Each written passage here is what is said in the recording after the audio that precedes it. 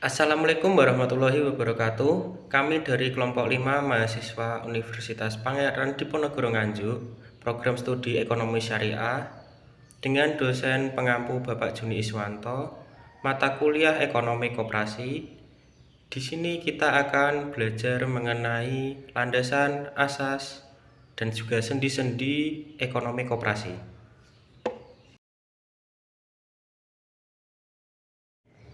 Landasan Koperasi Indonesia merupakan dasar utama dalam penyelenggaraan dan pengembangan koperasi sebagai badan usaha dan gerakan ekonomi rakyat. Landasan ini berfungsi menentukan arah, tujuan, serta karakter koperasi dalam sistem perekonomian nasional. Menurut Praponco 2021, landasan koperasi terdiri dari landasan ideal, konstruksional, dan operasional yang secara terpadu menempatkan koperasi sebagai bagian penting dari sistem ekonomi nasional yang berorientasi pada kesejahteraan bersama. Landasan ideal koperasi Indonesia berakar pada Pancasila sebagai dasar negara dan sumber nilai dalam seluruh aktivitas koperasi.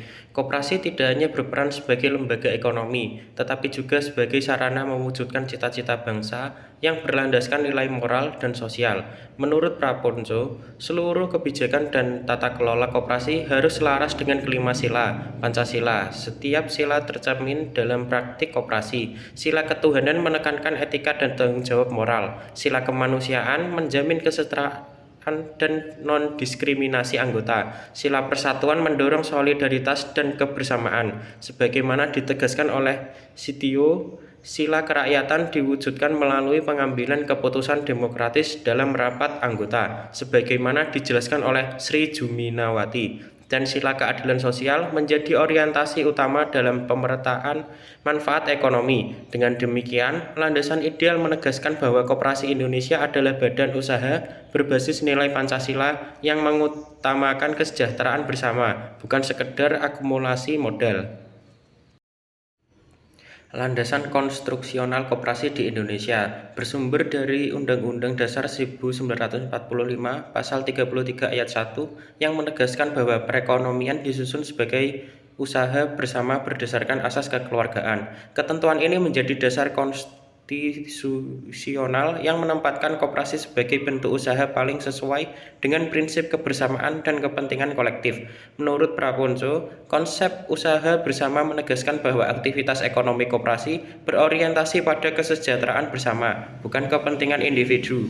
Asas kekeluargaan mencerminkan nilai kerjasama, gotong royong, dan demokrasi ekonomi di mana setiap anggota memiliki hak dan kewajiban yang seimbang, serta berpartisipasi aktif. Sitio menyebut pasal 33 UUD 1945 sebagai legitimasi konstitusional koperasi sebagai sokok guru perekonomian nasional. Sementara itu, Sri Juminawati menegaskan bahwa demokrasi ekonomi koperasi terwujud melalui musyawarah dan pembagian hasil yang adil. Dengan demikian, landasan konstruksional memperjelas peran koperasi sebagai instrumen pembangunan ekonomi yang demokratis, berkeadilan, dan berorientasi pada kemakmuran masyarakat. Landasan operasional koperasi di Indonesia secara historis tercermin dalam garis-garis besar haluan negara atau GBHN sebagai pedoman pembangunan nasional, termasuk dalam pengembangan koperasi. GBHN mengerahkan koperasi untuk berkembang menjadi lembaga ekonomi yang kuat dan berperan sebagai pilar utama ekonomi rakyat, bukan sekedar pelengkap. Sebagaimana dikemukakan oleh Praponco, selain fungsi ekonomi koperasi memiliki peran sosial dalam memberdayakan golongan ekonomi lemah dan mendorong pemerataan kesejahteraan. Sitio menegaskan peran strategis koperasi dalam menciptakan keadilan ekonomi melalui partisipasi anggota dan distribusi manfaat yang adil. Untuk mendukung hal tersebut, GBHN menekankan pentingnya pembinaan koperasi melalui pendidikan, penguatan manajemen, tata kelola, serta akses permodalan, sebagaimana dijelaskan oleh Sri Juminawati. Dengan demikian, landasan operasional berfungsi sebagai pedoman praktis dalam menerapkan nilai ideal dan konstitusional koperasi agar mampu berkembang secara mandiri, profesional, dan berkelanjutan dalam sistem ekonomi nasional. Assalamualaikum warahmatullahi wabarakatuh. Perkenalkan, nama saya Wisangono Lintang. Saya absen nomor 35. Saya di sini akan melanjutkan presentasi dari Mas Hani. Di sini saya akan membahas salah satunya bab asas-asas koperasi di dunia. Yang pertama ada Rochdale Principle. Perkembangan koperasi modern berawal dari lahirnya gerakan koperasi di kota Rochdale pada abad ke-19 yang dipelopori oleh Robert Owen sebagai upaya membantu kaum buruh terdampak revolusi industri. Dari gerakan ini lahir prinsip-prinsip dasar koperasi yang menjadi fondasi perkembangan koperasi di berbagai negara, sebagaimana dijelaskan oleh Prapanco. Secara keseluruhan, prinsip Rochdale membentuk identitas koperasi sebagai organisasi ekonomi yang demokratis, beretika, dan berorientasi pada kesejahteraan bersama. Kedua, ada International Cooperative Alliance.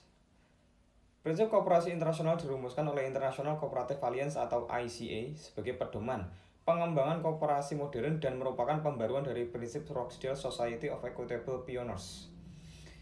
Prinsip-prinsip ini menjaga koperasi tetap berorientasi pada kepentingan anggota dan tidak berubah menjadi badan usaha kapitalistik.